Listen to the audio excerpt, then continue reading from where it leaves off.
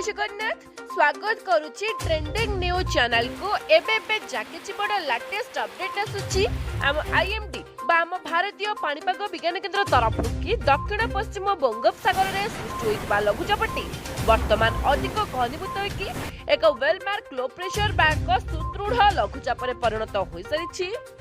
jar प्रभाव में आम ओडिशा रे तो प्रभाव कमी किंतु आंध्र तमिलनाडु रे भीषण वर्षा ढालुची ताछडा सबुठारु बड़ लेटेस्ट अपडेट वर्तमान जाकिछि आसुछि कि आगो को 16 तारिख सुधा आउ एक लो प्रेशर एरिया बा आउ एक लघुचाप क्षेत्र सृष्टि हेबो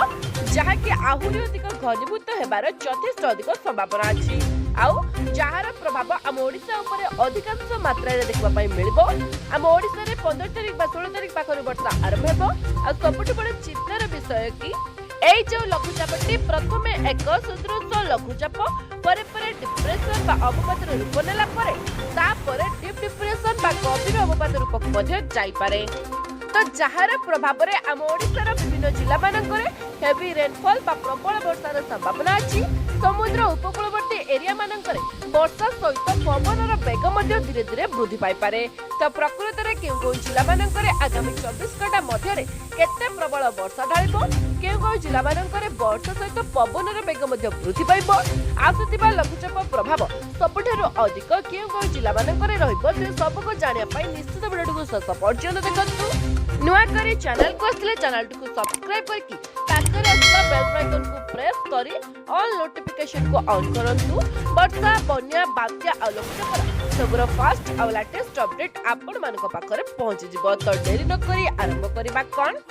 एबे जाकिछि बड़ लेटेस्ट अपडेट आसुची आम आईएमडी बाम भारतीय पाणीपाग विज्ञान केन्द्र तरफ कि दक्षिण पश्चिम बंगोपसागर में सृष्टि होइतिबा घूर्णिबलयटी प्रथमे एक लघुचाप क्षेत्र में परिणत होला परे परे ताहा एक वेलमार्क लो प्रेशर बैंक स्पष्ट दृश्य लघुचाप मध्ये परिणत होइछि आ जहार प्रभाव में वर्तमान तमिलनाडु आंध्र प्रदेश में भीषण वर्षा ढालुची आ किछि एरिया मानकरे वाटर लॉकिंग बा जलबंदी परिस्थिति मध्ये सृष्टि होइछि किंतु आम ओडिशा रे वर्तमान धीरे धीरे घन कुहुड़ी पड़िबा सहित शीत मध्ये आरंभ होई गलानी आ स्पेशली आगामी 2 दिन पर्यंत घन कुहुड़ी पई कड़ा चेतावनी जारी करा जायछि जोंति कि विजिबिलिटी लो रही पारे ता सहित आगो को पुणी शीतर प्रकोप वृद्धि पाइबा सहित 3 ରୁ 4 डिग्री पर्यंत पारद तळकु मध्ये खसी पारे सेति पई आपण माने निहाती सतर्क सचेतन रहंतु किंतु आगो को एक बड़ वर्षा स्पेल आसुची जाकी पाखापाखी 17 18 19 तारिख रे प्रबल वर्षार संभावना अछि